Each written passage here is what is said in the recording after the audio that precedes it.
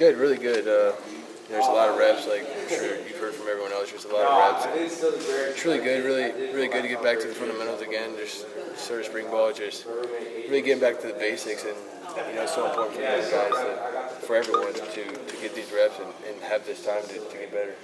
To be an old guy now, is it different for you with your approach, or with some of the younger dudes, or is it about the same? No, I don't think it's a different approach, but you just now that being an older guy, you just gotta realize that the younger guys are looking up to you and watching you. So just making sure you're always leading by example, doing the right things is important. Center is your center still, or is that still up for debate? I mean, we're just trying to find the best five, Okay. and wherever those five fit. And so I think pretty much everyone's playing a little bit of everything all spring, and we'll see how it works. See how it works out. obviously you and Wilton had built such a rapport and such a comfort level. That's got to be interesting for him to try to be dealing with different guys and stuff like that, right? Right, but guys like Cougs and Right. these younger guys that are coming up, they're just as smart, they're just as talented too. So they'll get the job done, and they'll work with Wilton too. So however it works out, it'll be all right, trust me.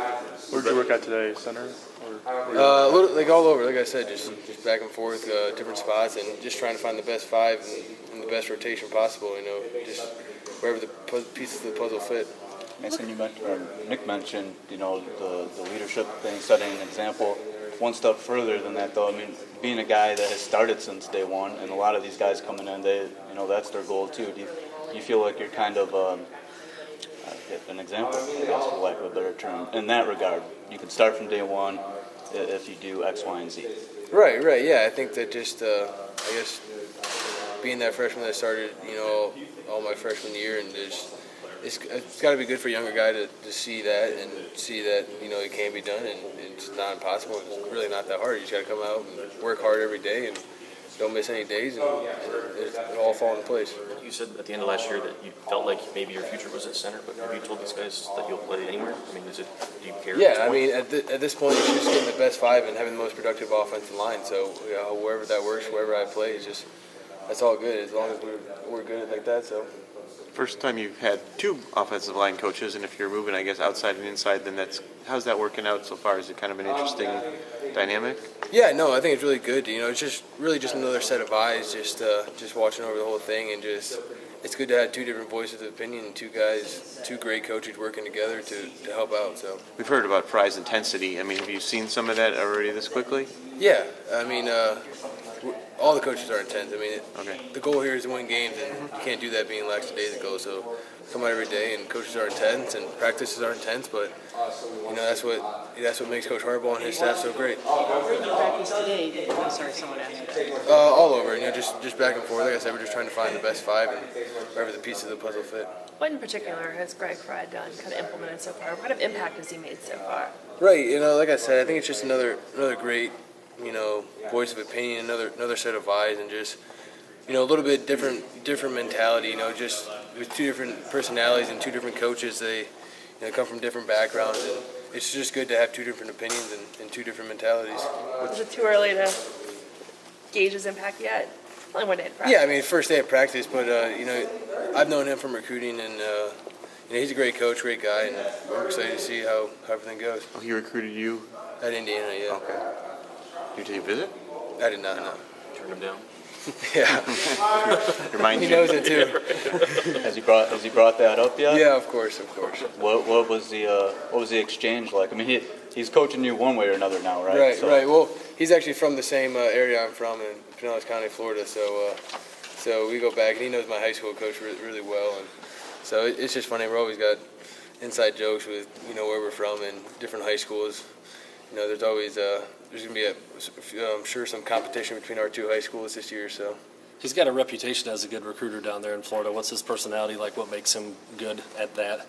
I think just the fact that he's from Florida. It takes a special guy to be from Florida, and just they just connect with each other well. So.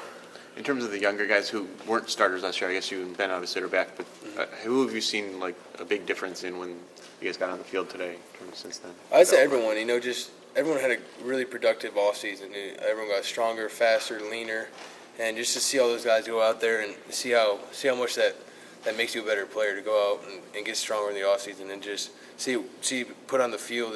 It's good to see all these younger guys getting better. And when you got leaner? Yeah.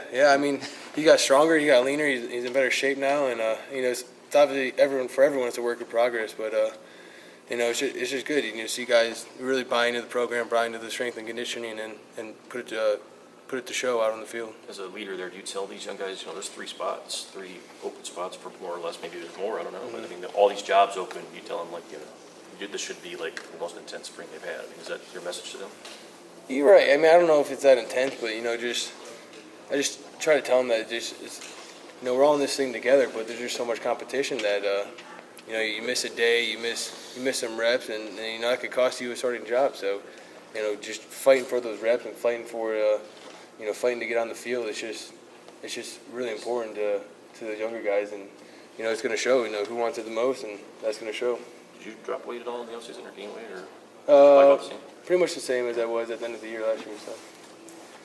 What does Ruiz do? Has he stood out at all? And what stand up? Yeah, he went to high school in Florida too. So. There's one point. Right. But no, he's really athletic and just really football intelligent. I don't know if that's from going to IMG, but just as a young guy, he's really intelligent and just really athletic, and he's gonna be a good player. He's always said he's a center. He's pretty dead set on center being a future and stuff. Is that something that you can see traits? You talked about the intelligence. Is that where that is, or is it the way he's built, or something? Right. I think being really football intelligent is important to play center, but Caesar can play. I think Caesar can play any position. It doesn't matter body type and everything. At least at this level, you can go out. He could play tackle if he wanted to, and he could play guard if he wanted to. So we'll see how it works. 1 or 2 more for Mason. Mason, speaking of that, and this one's about Eric Magnuson. Talking to him today, I asked him, what are NFL scouts looking at you as, and he said that he didn't think that he had like the length or the body type to play tackle, play outside. But he says that they've talked to him about that. They've looked at him, center and tackle too. Can you you've been around him. Can you assess Eric for me? Yeah, he's one of those guys that just has it in him. He's just a football player, and whether he's playing tackle, guard, or center, he's gonna get the job done, and he always has and always will. I don't think it, in my opinion, doesn't matter on size so much. I mean, if I were to play tackle in the next level, I'd be undersized too. I'm probably smaller than Eric, so. But it doesn't matter. It's all about technique and the want to. So. He seemed kind of surprised though that they were saying like they looked at him across the board. Does that surprise you at all? No. I mean, I think at that level you gotta be able to play everything. Numbers are short, so if you can play everything, it helps so much. No, it's day one, but have you noticed the change in Wilton's demeanor, leadership approach? Yeah, I definitely think having a year starting under his belt, he just he's got that confidence out on the field and just knows the system better and knows the team better and just really falling into a really good leadership role as a quarterback. So Is he more vocal right now than he used to be? I wouldn't say more vocal. It's just you can just tell. If you watch him last year during practice and watch him this year during practice, he's just got so much more confidence coming into the huddle. Watching him in individual drills and watching him run on and off the field, he's got a little swagger to him. I know he doesn't seem like that, but he's got a little swagger to him. So it's good. It's good to see that.